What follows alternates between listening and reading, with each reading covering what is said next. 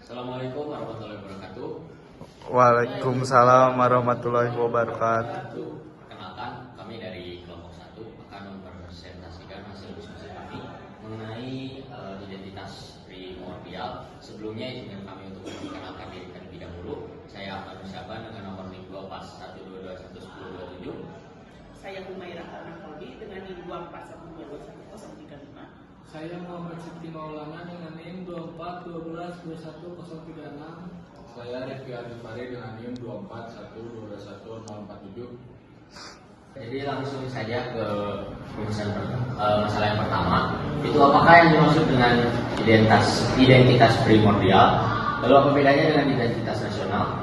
Pertama, menurut Gates pada tahun 1963, identitas primordial merujuk pada identitas yang berasal dari ikatan-ikatan sosial awal seperti etnisitas, budaya, agama, kemudian bahasa yang diwariskan sejak lahir. Lalu identitas ini terbentuk dari kesamaan latar belakang, golongan atau kelompok.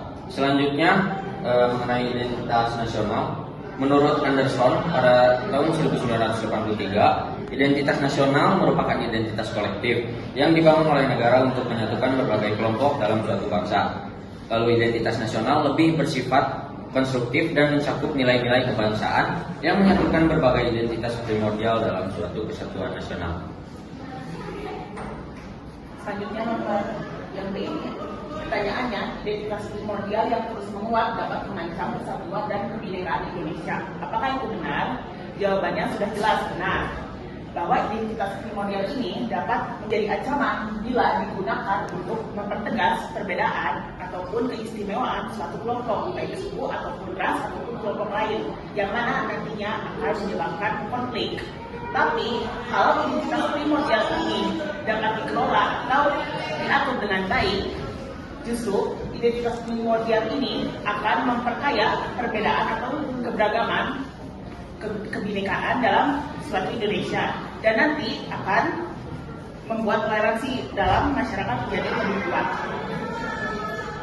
Di sini pertanyaan C, jika mengancam persatuan dan kebinekaan Indonesia, apakah sebaiknya identitas primordial itu dihilangkan? Menurut kelompok kami, sebaiknya identitas primordial tidak harus dihilangkan, tetapi perlu diarahkan agar tidak menjadi sumber konflik. Dalam kajian sosiologi agama, keberagaman identitas justru dapat memperkuat solidaritas sosial jika didukung oleh kebijakan inklusif.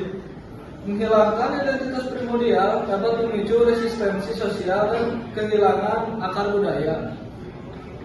Selanjutnya, dapatkah identitas primordial itu memberikan kontribusi positif baik bagi pembangunan bangsa? Jawabannya bisa.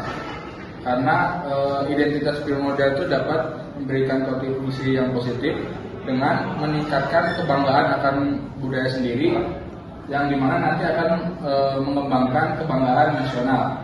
Kita bisa ambil contoh di mana ada daerah yang memiliki kearifan lokal, budaya yang beda dari yang lain, itu jadi wisata budaya gitu, yang dimana bisa menambah dari pendapatan daerah, juga menambah rasa gotong royong dari masyarakat itu sendiri.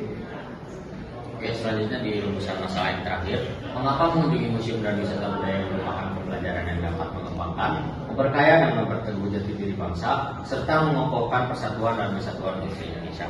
Tentunya dengan mengunjungi museum dan wisata budaya, apalagi di Indonesia ini banyak sekali wisata-wisata budaya seperti di Candi Prambanan atau di Bandung ini adalah Masjid Al-Jabar gitu, yang memperlihatkan perbedaan budaya yang kemudian bisa menumbuh kembangkan rasa nasionalisme dari tiap-tiap warga sekitar itu sendiri. Kemudian tentang museum, mengapa harus mengunjungi museum? Karena perbedaan generasi yang ditampilkan di museum tentunya akan lagi-lagi menumbuh kembangkan rasa nasionalisme masyarakat Indonesia itu sendiri.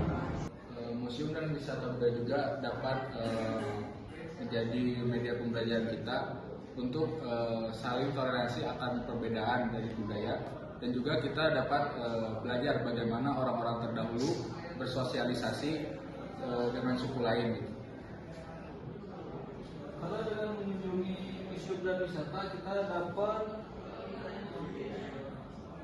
termotivasi untuk menciptakan masa depan yang lebih baik dan belajar tentang dari kesalahan-kesalahan yang ada di masa lalu. Oke, jadi mungkin itu adalah hasil dari diskusi kami yang didasari oleh urusan-urusan masalah yang ada di depan ini. Semoga apa yang kami jelaskan bisa menambah pengetahuan kalian. Mungkin itu saja yang dapat kami sampaikan. Sekian, Assalamualaikum warahmatullahi wabarakatuh.